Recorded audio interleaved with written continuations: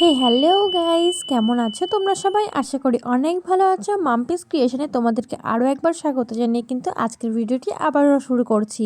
তো গাইস, এখানে দেখতেই পেলে এখানে কিন্তু আমি একটা লাইলিং নিয়ে নিয়েছি গ্রিন কালার, এবং মেইন ফেব্রিক নিয়ে নিয়েছি যেটাতে কিন্তু আর্ট করাই রয়েছে ফ্রন্ট পার্টের, আর দুই সাইডে দুটো হাতা রয়েছে যেটা তোমরা দেখতেই পেলে, আর পান গলার শেপ রয়েছে, কত সুন্দর শেপ করা রয়েছে। সেহেতু সেই হিসেবে আমি এখানে মার্কিংও করে নিয়েছি, তোমরা দেখতেই পাচ্ছ।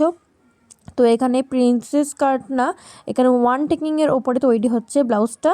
তো দেখতেই পাচ্ছ এখানে আর্মহোলের মেজারমেন্ট আমি 8.5 নিয়েছিলাম, সো সেটার মেজারমেন্ট আমি দেখে নিলাম। আর এখানে কিন্তু শোল্ডার নিয়ে নিয়েছি 3 ইঞ্চি মতন, আর মানে 2.5 ইঞ্চি আমি রেডি করব, আর হাফ ইঞ্চি আমার টেকিংয়ে চলে যাবে। আর লেন্থ কিন্তু নিয়ে নিয়েছি 15 ইঞ্চ, আর হাফ ইঞ্চ কি 1 ইঞ্চ মতন এক্সট্রা নিয়ে নিয়েছি, যেটা আমার সেলাই কাজে লেগে যাবে। তো 15.5 থেকে 16 ইঞ্চ মতন আমি নিয়ে নিয়েছি লম্বা লেন্থ, এবং 15 ইঞ্চি কিন্তু আমাদের মেন মেজারমেন্ট, ঠিক আছে। আর তারপরে কিন্তু 2 ইঞ্চ মতন নিয়ে নিচ্ছি এক্সট্রা মার্জিনের জন্য সাইড দিয়ে। তোমরা ভালো করে লক্ষ্য করো, তাহলেই আশা করি তোমরা বুঝতে পারবে যে কিভাবে কি মেজারমেন্ট নেওয়া হয়েছে। তোমরা যদি স্পিক করে দেখো, মানে কেটে কেটে যদি ভিডিওটা দেখো, তাহলে কিন্তু তোমরা কোনোরকমভাবে কিছুই বুঝতে পারবে না যে ব্লাউজটা কিভাবে রেডি হচ্ছে। আর এরকম টাইপের নিত্য নতুন ভিডিও যদি তোমরা দেখতে চাও, অবশ্যই কমেন্ট করো, আমি তোমাদের জন্য আরও নিত্য নতুনের ভিডিও আনার চেষ্টা করব। তো এখানে কিন্তু এখন আমি কাটিং করে নিচ্ছি। আর এটা কিন্তু আমি ফার্স্ট ফ্রন্ট পার্টে কাটিং করব, আর সেকেন্ড স্টেপে ব্যাক পিটের কাটিং করব। তো এখন কিন্তু করছি ফ্রন্ট পার্টের কাটিং, তোমরা দেখতেই পেলে। আর এটা কিন্তু ওয়ান টেকিংয়ের ওপরই বেস করে ব্লাউজটা রেডি হচ্ছে। আর এটা কিন্তু নন প্যাডেড নয়, প্যাডেড ব্লাউজ রেডি হচ্ছে। তো তোমরা দেখতেই পেলে এখানে কত সুন্দরভাবে করে নিয়েছি কমপ্লিট। আর এই যে এটা হচ্ছে গিয়ে ফ্রন্ট পার্ট, তো ফ্রন্ট পার্টের সঙ্গে ব্যাক পিটের মার্কিংটা করে নিচ্ছি, 3 ইঞ্চ শোল্ডার রয়েছে সেটা।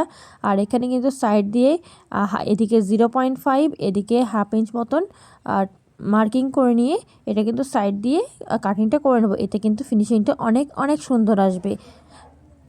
তোমরা যারা এরকমভাবে কাটিং করো না, একবার হয়তো করে দেখতে পারো, ফিনিশিংটা কিন্তু খুবই সুন্দর আসে। এটা হচ্ছে আমার কাস্টমারের রিভিউ, যাদের যাদের আমি ব্লাউজ রেডি করেছি তারা কিন্তু সবাই এরকমই রিভিউ দিয়েছে। তো দেখতে পেলে এবার ফ্রন্ট পার্ট কাটিং হয়ে গেল, এবার করছি ব্যাক পার্ট কাটিং। তো এখানে মার্কিং করে নিলাম, এখানে মার্কিং দেখতেই পেলে কত ইঞ্চি মতন আমি ব্যাক পিটটা রেডি করছি।